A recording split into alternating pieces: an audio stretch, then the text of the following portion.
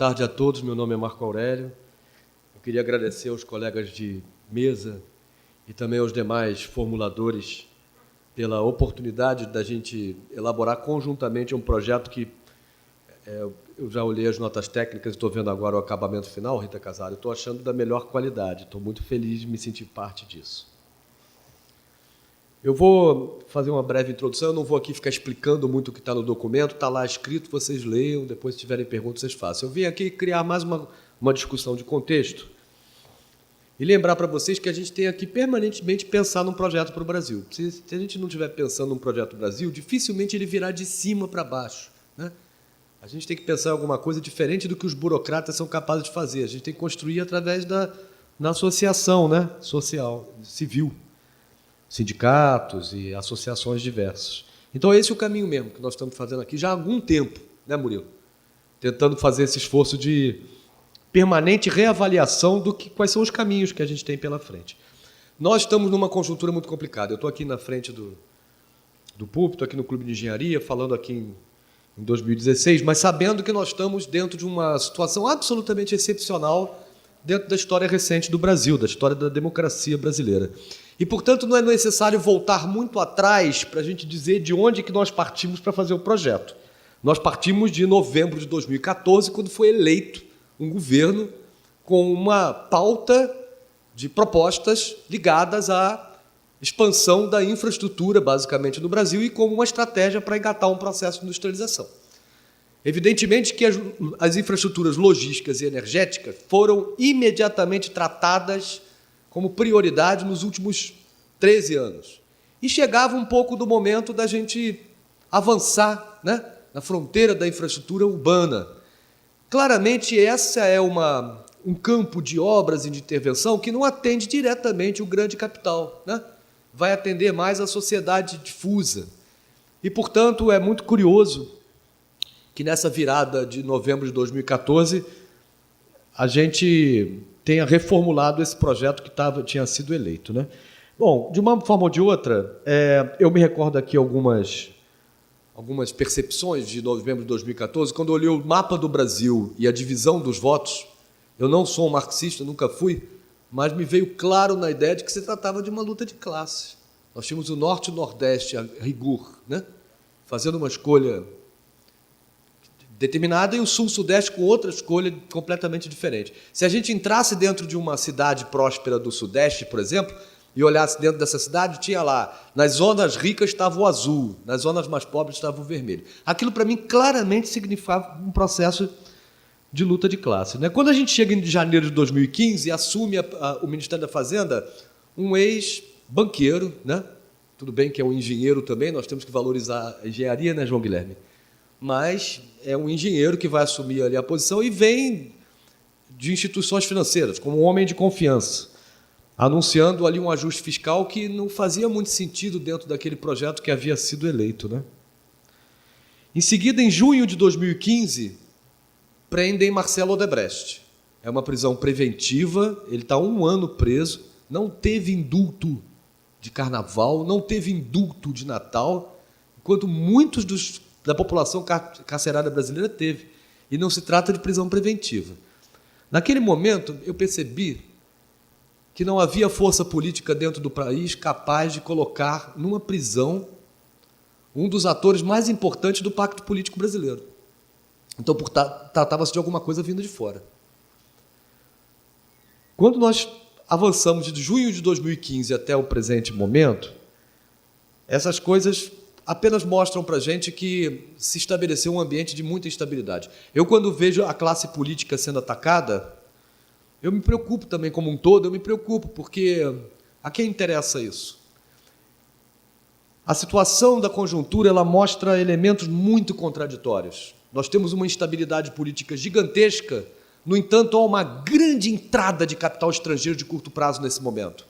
E, paralelamente, nós assistimos também no Congresso Nacional uma agenda muito pouco debatida econômica que também flui aceleradamente. Essas são combinações que eu acho que são únicas no passado recente e que dão um contexto para a formulação do nosso projeto. Portanto, eu diria que esse projeto é um projeto que tem que se olhar para um ambiente, para uma um horizonte mais permanente, né? Não adianta a gente ficar pensando de quais são as forças políticas ou os interesses privados que vão estar lucrando ou fazendo bons negócios com a infraestrutura urbana. A gente tem que olhar para frente. Eu concordo plenamente com o Arthur. Eu acho que há uma questão, só para sublinhar o que você está falando também, Arthur. Nós nos habituamos a pensar o Brasil do ponto de vista regional. E você tem toda a razão. Hoje, talvez o recorte melhor para nós entendermos o que é o Brasil seja o recorte das cidades. Eventualmente, quem está morando num grande conglomerado urbano hoje, brasileiro, não está levando uma vida muito diferente de quem está morando em qualquer conglomerado urbano do mundo, incluindo-se as relações de centro-periferia, incluindo-se as questões da desigualdade, do tempo de chegar no trabalho, do planejamento da educação e da saúde de acordo com as necessidades do território e tudo demais. Então, é dentro dessa perspectiva de tentar olhar para o Brasil, para além dessa conjuntura de instabilidade, né, é que a gente se motivou aí a pensar o documento. Eu acho assim, na hora que a gente recorta também, viu, Arthur, o Brasil por cidades, fica mais ou menos claro também a nossa vulnerabilidade, porque os brasileiros precisam comer todo dia. E quem está na cidade não produz alimento. Então, se nós temos mais de 80% dos brasileiros hoje morando na cidade, significa que nós estamos numa situação de muita vulnerabilidade, porque cada um dos brasileiros que está lá fora tem que comer todos os dias, 3 vezes por dia. O que acontece se esses brasileiros que estão lá fora começarem a não ter mais como comer? Qual é o nível do desemprego e da inflação, porque essas coisas se combinam, que é necessário para que a gente comece a ter fome dentro das cidades? Eu não preciso dizer para vocês que a consequência imediata desse processo é o aumento da insegurança pública. Não surpreende. Então, o processo de instabilidade política no Brasil ele tem que ser equacionado com um projeto econômico que nos ajude a lidar com essa complexidade. Nós não estamos nos anos 90, quando foi possível a gente praticar uma política de câmbio sobrevalorizado, destruir a indústria brasileira, mas, não obstante, o trabalho informal conseguiu ser o suficiente para conter a ordem política e social. Eventualmente, hoje, 25 anos depois, o grau de urbanização brasileiro agrava este problema. E, eventualmente, esta política econômica de ajuste fiscal e redução do rol de investimentos possíveis leve a uma maior instabilidade política e não uma menor instabilidade política. Então, é muito oportuna essa nossa discussão. Nós estamos falando aqui de investimentos nas cidades, como medida, como estratégia para a geração de empregos.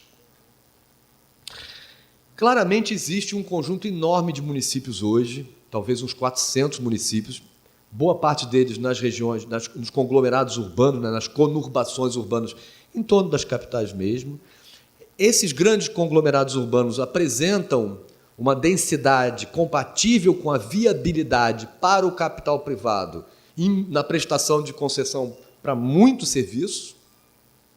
Mas a pergunta que nos coloca aqui não é exatamente como que o capital privado vai atender um pedaço dessas necessidades de investimento no Brasil. É muito importante que ele atue e que ele seja vitorioso. Agora, a nossa preocupação aqui também dentro dessa reflexão é o que acontece com os demais municípios que não apresentam viabilidade para o capital privado. Seja que possuem baixo nível de gestão, são pequenos, mal estruturados, seja porque não conseguem implementar um processo de arrecadação de impostos próprios, como ITBU, IPTU, etc. Seja porque se localizam em regiões mais distantes e desarticuladas, com os maiores centros urbanos. Enfim, uma miríade de causas que levam boa parte das localidades brasileiras, e cerca de metade da população, a eventualmente ficar de fora dessa onda de investimentos que vai se realizar em algumas grandes cidades brasileiras. Esse processo é ainda mais crítico, porque esses investimentos que vão ser realizados são investimentos que são dotados de muita tecnologia. Provavelmente vão ser acompanhados de mapeamento georreferenciado do território, da criação de integração de sistemas de educação, saúde, de maneira que a gente possa conhecer as necessidades de cada família, de cada território, quantas vacinas tomou, até que ano foi na escola, os filhos e tudo demais, para que a gente possa planejar a nossa ação e atuar nos grandes centros urbanos. Mas o que acontecerá nos pequenos? Quer dizer, nós vamos ter uma iluminação pública onde vai se estabelecer uma infraestrutura distribuída de conectividade digital, capacidade de processamento, sensoriamento remoto. Mas o que vai acontecer? Então, nós vamos ter no país, se não tomarmos cuidado, uma divisão maior, né? Entre um pequeno e próspero Brasil que se projeta em direção ao século XXI e uma imensa maioria que ficou à margem desta economia de mercados e que, portanto, não conseguirá dar esse salto. E não será possível nós termos o que é um único Brasil se a gente continuar não colocando ênfase efetiva, né, no que deve ser feito para todos. Bom, e como fazer para todos? Porque nós, de fato, temos um problema fiscal, eu não vou entrar nessa discussão, mas ele está posto. E para os próximos 2 anos. Então, de alguma maneira, nós temos que equacionar recursos, né, Arthur? Você tem toda a razão quando você diz que o problema é o financiamento.